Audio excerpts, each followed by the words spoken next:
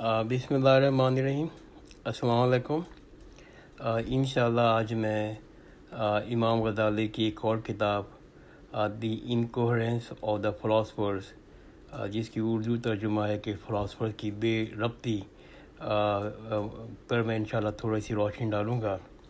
और आज के मैं वॉइस नोट पर थोड़ा सा मैं इमाम गज़ाली की पर्सनल ज़िंदगी को भी और इनकी किताबों को भी डिस्कस करूँगा। मेरे पास कुछ सवाल आए, कुछ लोगों की कमेंट्स आए कि मैं थोड़ा सा रोशनी डालूँ। तो अबू हामिद अल गज़ाली पर्शियन इस्लामिक फ़िलासफ़र तोस ईरान में 1058 में पैदा हुए और 19 दिसंबर 1111 में यानी कि 53 साल की उम्र में इनका इंतकाल हो गया। इनका मकबरा तोस खुरासान ईरान में है। ये अपने दौर के तकरीबन तमाम अहम उलूम को जानते थे। वो नफ्सियात दान थे, वो कलाम के इल्म को जानते थे, सूफीज़म को जानते थे, फ़िलासफ़ी को जानते थे। वो शरिया के बहुत बड़े माहिर थे, और लेकिन इन पर एक तनकीद की जाती है कि वो मुहद्दिस नहीं थे, यानी कि इनके पास हदीसों का इल्म नहीं था, और इनकी किताबों में कहीं कहीं ज़ईफ़ यानी कि वीक और मौजू यानी कि फैब्रिकेटेड हदीसें शामिल हैं। एक बात मैं भी ऐड कर लूँ कि जो बाकी जो दूसरे फ़िलासफ़र हैं जिनका मैं ज़िक्र करूँगा, जिनमें अल-फ़ाराबी और इब्न सीना और इब्न रुश्द अल राज़ी है, इनमें और इमाम गज़ाली में फ़र्क ये है कि इमाम गज़ाली जो थे वो शरिया के बहुत बड़े आलिम थे। शरिया का इनके पास बहुत इल्म था, इसलिए इन्होंने बाकी फ़िलासफ़र के साथ और इस्लाम के साथ जो उनकी बिदा है उसके पर बहुत कुछ लिखा है। गज़ाली के बारे में ये भी कहा जाता है कि हज़रत सल्लल्लाहु अलैहि वसल्लम के बाद इस्लाम की तारीख़ में इनसे बड़ा कोई इन्फ्लुएंशियल थिंकर पैदा नहीं हुआ, इनसे बड़ा कोई ऐसा शख्स पैदा नहीं हुआ जिसने मुसलमानों की और इस इल्म के अंदर इतना असर डाला हो। इमाम गज़ाली ने बेसिकली फ़िलासफ़ी की बहुत मुखालफत की है, जिसमें से ख़ास तौर पर उन्होंने एंशियंट ग्रीक फ़िलासफ़र और इब्न सीना की फ़िलासफ़ी और अल-फ़ाराबी की फ़िलासफ़ी, इसको उन्होंने बहुत तनकीद का निशाना बनाया है। वो तनकीद इतनी ज़बरदस्त थी, इतनी पुरअसर थी, इसके नतीजे में इमाम गज़ाली के बाद बतदरीज फ़िलासफ़ी का जो ट्रेडिशन था, जो तसलसल था, जो सिलसिला था, वो ख़त्म होता चला गया। वैसे तो इमाम गज़ाली ने बहुत से मौज़ू पर लिखा है, बहुत सी किताबें लिखी हैं, लेकिन जो किताबें जो सबसे ज़्यादा मशहूर हुई हैं, जो शार आफ़ाक़ किताबें हैं, उनमें 3 बड़ी किताबों का नाम लिया जाता है। एक तो है अहयाए उलूमुद्दीन, the revival of religious science. दूसरा है अल्केमी ऑफ हैप्पीनेस, यानी कि कीमिया सादात, और the incoherence of the philosophers.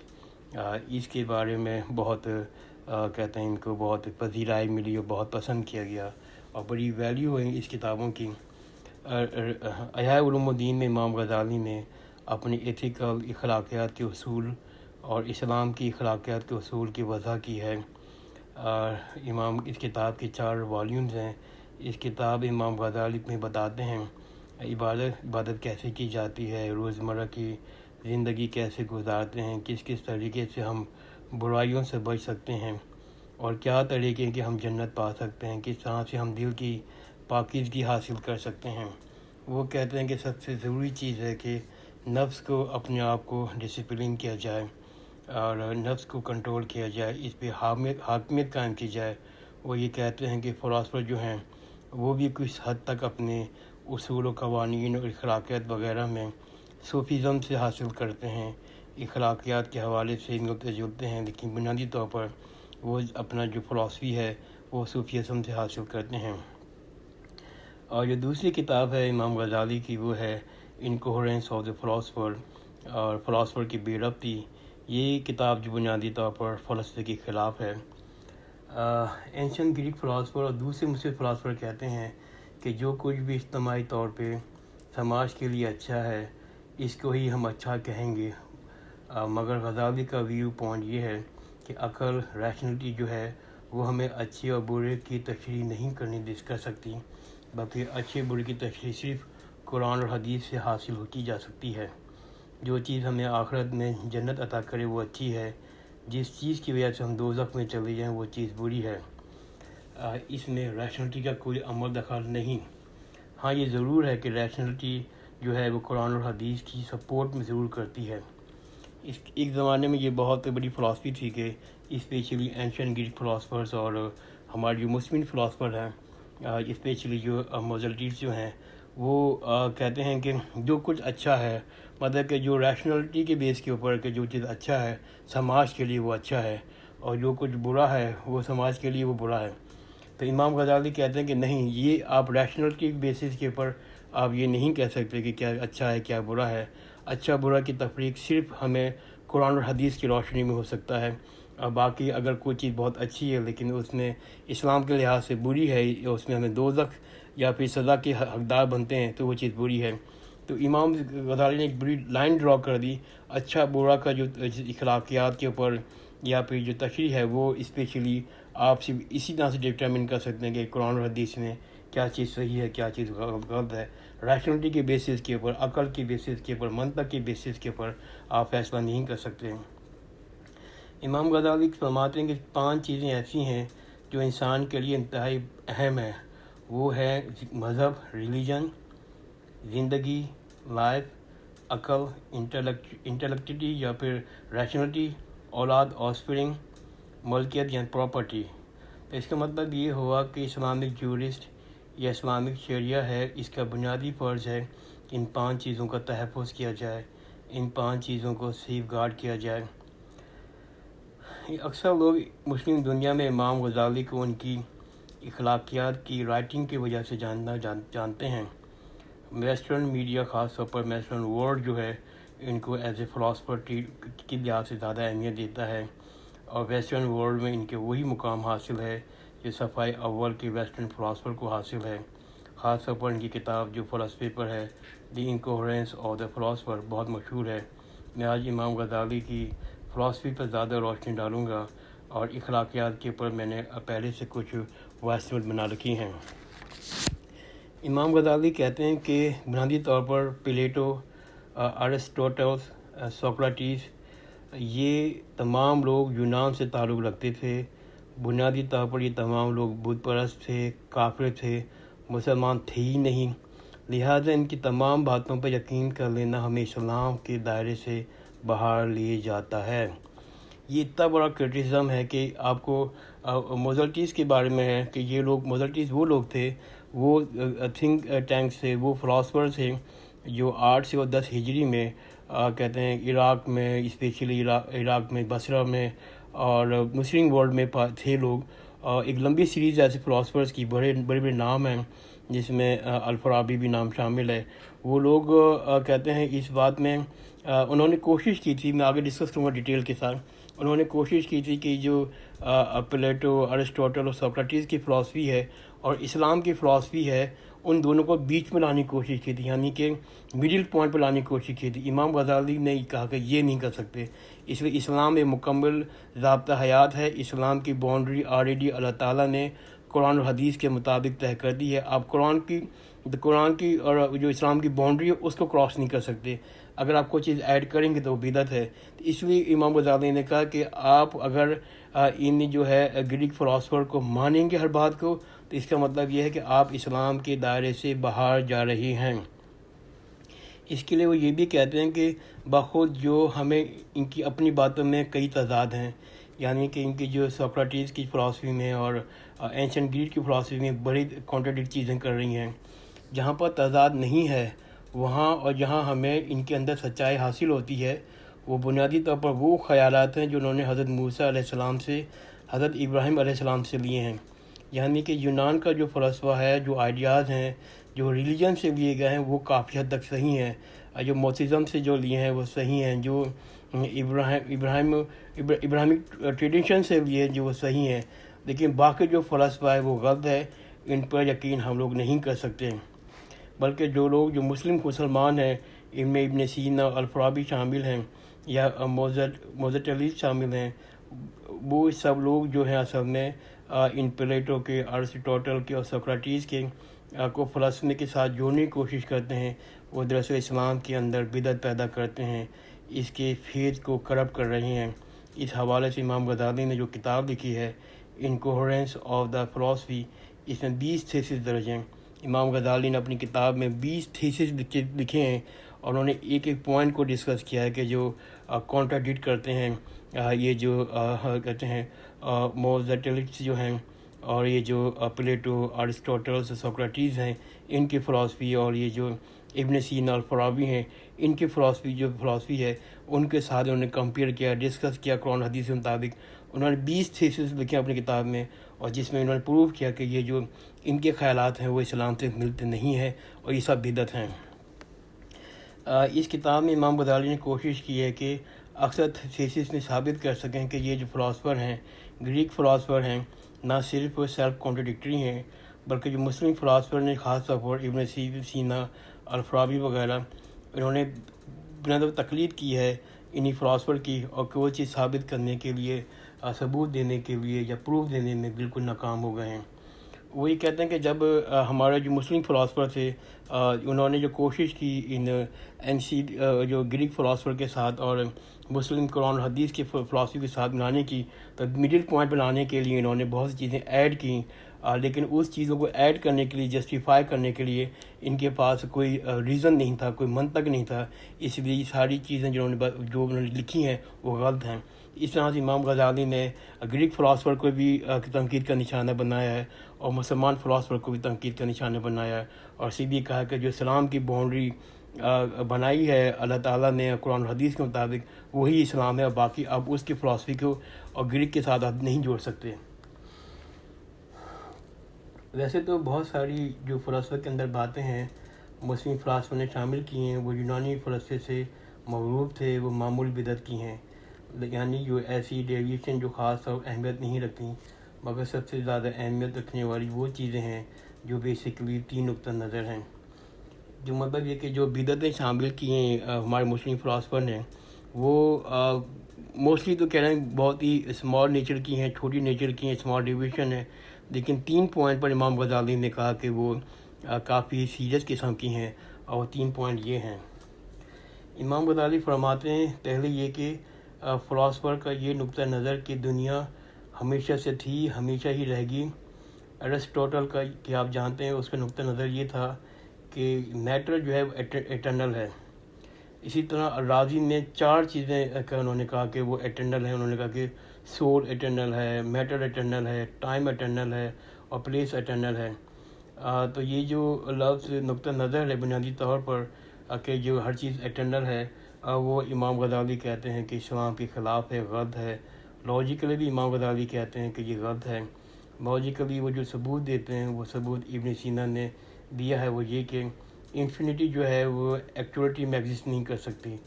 جو ابن سینا نے لکھا ہے اور ارسطوٹل نے لکھا ہے کہ جو انفینٹی ہے، لاممتناہی ہے، وہ ایکچولی میں ایگزسٹ نہیں کر سکتی۔ وہ یہ کہتے ہیں امام غزالی صاحب، یہ جو ارسطوٹل کہتا ہے کہ انفینٹی ٹائم جو وہ ہو ہی نہیں سکتا، ناممکن چیز ہے، کیونکہ جب بھی آپ کسی نمبر کا آپ سوچیں گے تو اتنے سال ہو چکے ہیں، تو اس سے بھی بڑا نمبر سوچا جا سکتا ہے اس میں ایک ایڈ کر کے، تو ریئلٹی میں انفینٹی ایگزسٹ نہیں کر سکتی، لہٰذا یہ دنیا انفینٹی نہیں ہو سکتی۔ دوسری تنقید جو وہ کہتے ہیں وہ یہ کرتے ہیں کہ یہ تصور، یہ اللہ تعالیٰ کا جو علم ہے، اللہ تعالیٰ کی جو نالج ہے، وہ پرٹیکولر نہیں بلکہ یونیورس ہے۔ یہ بہت بڑا بدعت ہے، میں اس کو اور تفصیلی ڈسکس کروں گا۔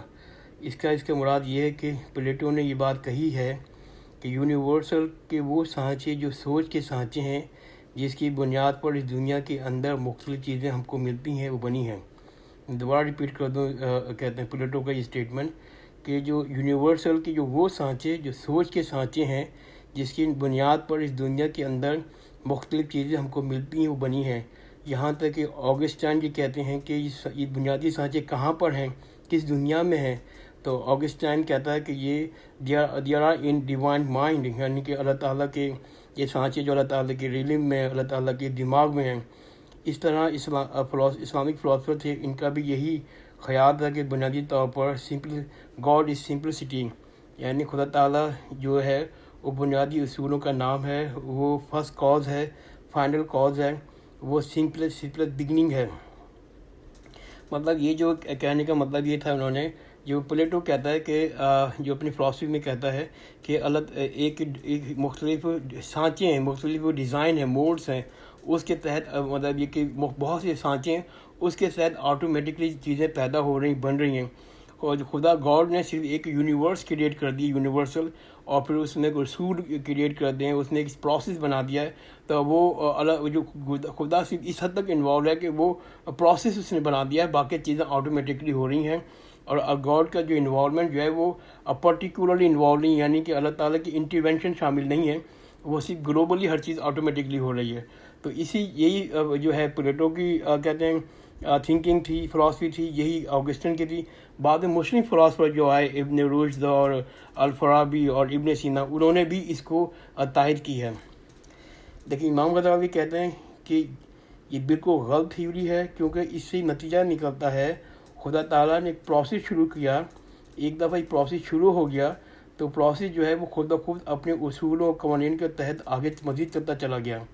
لہٰذا بیسکلی گاڈ کی جو نالج ہے بیسک یونیورسل پہ ہے، یعنی کہ جو سانچوں پوری دنیا قائم ہے، مگر پرٹیکولر کے حوالے سے خدا تعالیٰ کی انوینشن نہیں ہے. امام غزالی کہتے ہیں یہ بالکل غلط ہے. اس کا جواب میں آخری میں دوں گا، امام غزالی نے دیا ہے. تو بیسکلی میں ڈسکس کرنا چاہ رہا ہوں کہ یہ جو پوائنٹ تھا جس میں امام غزالی نے کہا کہ یہ جو گاڈ کی نالج ہے وہ صرف پرٹیکولر ہے، وہ پرٹیکولر نہیں ہے، یونیورسل کے حد تک ہے. گاڈ نے ایک دنیا بنا دی ہے، ایک پروسیس بنا دیا ہے، ایک قانون بنا دیا ہے، اور پلیٹو کے مطابق ایک سانچے بنے ہوئے، سانچوں سے آٹومیٹکلی ہر چیز کے سانچے ہیں، آٹومیٹکلی پیدا ہو رہا ہے، پروڈیوس ہو رہا ہے. اور گاڈ کی جو کنٹرول اوپر کی حد تک ہے، اندر انوالو نہیں ہے، یعنی کہ گاڈ جو ہے وہ انٹرونشن پہ چھوٹی چھوٹی چیزوں میں انوالو نہیں ہے. یہ کہتے ہیں ان لوگوں کا ایک فلاسفی تھی، جسے امام غزالی کا کہ نہیں، کمپلیٹلی رانگ ہے اور یہ چیز غلط ہے. اس کا جواب میں آخری میں دوں گا امام غزالی نے کیا دیا. تیسرا پوائنٹ جو تھا سول کے بارے میں تھا. وہی کہتے ہیں کہ سول جو روح کے حوالے سے، وہی کہتے ہیں کہ روح کا حوالہ ارسطوٹل کہتا ہے کہ روح جو ہے وہ مر جاتی ہے. وہی کہتے ہیں کہ جسم کے اندر جو ایسنس ہے اس کا نام روح ہے. جسم جو ہے پورا جو باڈی ہے، جیسے ہمارے جسم کی ہر چیزیں ہیں، جو اس میں اس کا ایک نام، اس کا ایک چیز روح بھی ہے. جب روح انسان ختم ہو جاتا ہے تو روح بھی ختم ہو جاتی ہے، اور پھر وہ کہتے ہیں کہ اس کا چیپٹر کلوز ہو جاتا ہے. لیکن امام غزالی کہتے ہیں کہ یہ بالکل غلط ہے، میں اسے ایگری نہیں کرتا، اختلاف کرتا ہوں. وہ کہتے تھے کہ سول کا بھی ریزرکشن ہوگا، یعنی کہ سول کو بھی اسلامی جو ہمارے حدیثوں کے اور قرآن کے مطابق یہ بھی اٹھائی جائے گی قیامت کے روز مرنے کے بعد. تو لہذا ارسطوٹل کی یہ نقطہ نظر صحیح نہیں ہے. وہ تمام لوگ بشمول مسلم فلاسفر اور ارسطوٹل کے اس نقطہ نظر سے اختلاف نہیں کرتے، یعنی کہ سارے جو فلاسفرز ہیں، جو مسلم فلاسفر بھی ہیں، جو ارسطوٹل کی یہ بلیو کہ سول جسم کے مرنے کے بعد سول بھی مر جائے گی، ختم ہو جائے گی، وہ اس کی حمایت کرتے ہیں، وہ دین میں بہت بڑی بدعت پیدا کرتے ہیں. تو امام غزالی نے کہا کہ جو اس نقطہ نظر کے حامی مسلمان فلاسفرز ہیں، جس میں ابن رشد اور اس میں الرازی اور باقی جو مزلجل شامل ہیں، باقی جو وہ اس زمانے کے جو انفلوئنشل فلاسفرز ہیں، وہ اگر اس کو ایگری کرتے ہیں کہ روح کی بھی مر جائے گی جسم کے ساتھ، تو امام غزالی کہتے ہیں یہ سارے لوگ اسلام کے اندر بدعت پیدا کرتے ہیں. امام غزالی نے ایک طرف تو فلاسفرز کو چیلنج کیا، اور دلچسپ بات یہ ہے کہ دوسری طرف وہ اسماعیلی سوچ کو بھی تنقید کا نشانہ بنایا. اسماعیلیوں کا اس زمانے میں نقطہ نظر تھا، اور شاید اب بھی ہو، کہ تمام منطقیں، ریشنلٹی، آرگومنٹ ایک دوسرے کے برابر ہیں. یعنی کہ آپ نے کوئی آرگومنٹ کیا، میں نے آرگومنٹ کیا، تو وہ جو سب آرگومنٹ برابر ہیں، اور آپ فیصلہ کر ہی نہیں سکتے عقل کی بنیاد پر، منطق کی بنیاد پر یا ریشنلٹی کی بنیاد پر یہ بات درست ہے یا دوسری بات درست ہے. فیصلہ آپ صرف کسی حوالے سے کر ہی نہیں سکتے. اسماعیلی کہتے تھے فیصلہ صرف اور صرف اسماعیلی امام کر سکتا ہے، سرٹنٹی کے ساتھ مکمل فیصلہ، ٹھوس فیصلہ کر سکتا ہے. یعنی کہ آپ اگر کوئی مسئلہ ہے، آپ نے کوئی آرگومنٹ کیا، میں نے آرگومنٹ کیا، لیکن سارے آرگومنٹ برابر ہیں، تو اب فیصلہ یہ ہے کہ جو امام کہے گا ہم اس کو تقلید کریں گے، اور وہ فیصلہ جو ہے صحیح فیصلہ ہوگا. اب اس میں یہ کہ وہ امام اسلام کے اگینسٹ بات کرے، قرآن کے اگینسٹ بات کرے، یا پھر حدیث اگینسٹ بات کرے، تو آپ کو امام کی بات ماننی ہے. امام غزالی نے کہا کہ اسماعیلی کی اس سوچ کو بھی زبردست انداز سے چیلنج کیا۔ امام غزالی کہتے ہیں عقل جو ہے وہ ڈیمونسٹریٹو پروف پیدا کر سکتی ہے۔ امام غزالی کہتے ہیں کہ عقل جو ہے وہ ایک پروف پیدا کر سکتی ہے، ڈیمونسٹریٹو، وہ ثبوت پیدا کر سکتی ہے، مگر عقل کبھی بھی، ریزن کبھی بھی وہی کے خلاف نہیں جا سکتا، ریولیشن کے خلاف نہیں جا سکتا کہ اب ٹھیک ہے عقل جو ہے وہ ڈیمونسٹریٹو پروف کر دے گی، ثبوت دے گی، لیکن کبھی بھی وہ قرآن اور حدیث یا وہی کے اگینسٹ نہیں جا سکتی۔ وہ اس کی جو لمٹ ہے، اس کی جو باؤنڈری، اس سے آگے نہیں جا سکتی۔ اور ان کا یہ خیال تھا کہ انہوں نے ایک طرف وہ اسماعیلی فلاسفہ تنقید کی جو کہہ رہے تھے عقل نہیں امام جو ہے اسی تقلید کی جائے، دوسری طرف انہوں نے یہ کہا کہ عقل کا دائرہ اس قدر بڑھا دیا جائے، اس قدر پاورفل سمجھا جائے کہ اس کی بنیاد پر وہی کی تشریح ہو، وہی کو چیلنج ہو، کیونکہ اسماعیلی فلاسفہ کہتے تھے کہ جو عقل ہے اس کی لمٹ آگے بڑھا دی جائے۔ امام غزالی کہتے ہیں کہ جو اس کی لمٹ ہے وہ قرآن حدیث سے آگے نہیں جا سکتی، وہی سے آگے نہیں جا سکتی، جبکہ جو اسماعیلی فلاسفہ کہتے تھے کہ نہیں، عقل کو اتنا پاورفل سمجھا جائے، اس کی لمٹ اتنی آگے بڑھا دی جائے کہ وہ وہی کو بھی تشریح کر سکتی ہے، وہی کو بھی چیلنج کر سکتی ہے۔ امام غزالی نے کہا یہ کنسیپٹ، یہ فلاسفی درست نہیں ہے۔ امام غزالی کا یہ نقطہ نظر تھا کہ اس کائنات کے اندر جو کچھ بھی ہے تمام چیزیں بنیادی طور پر اللہ تعالیٰ کی مرضی کے مطابق ہیں۔ امام غزالی کا یہ نقطہ نظر تھا کہ اس کائنات کے اندر جو کچھ بھی ہے تمام چیزیں وہ بنیادی طور پر خدا تعالیٰ کی مرضی کے مطابق ہیں، گاڈس ول کے مطابق ہیں۔ اس کا مطلب یہ ہوا انسان جو ہے اس کا جو بھی فری ول ہے وہ محدود، کانسٹنٹ ہے، اس میں کوئی شک نہیں، انسان اپنی فری ول بھی استعمال کر سکتا ہے۔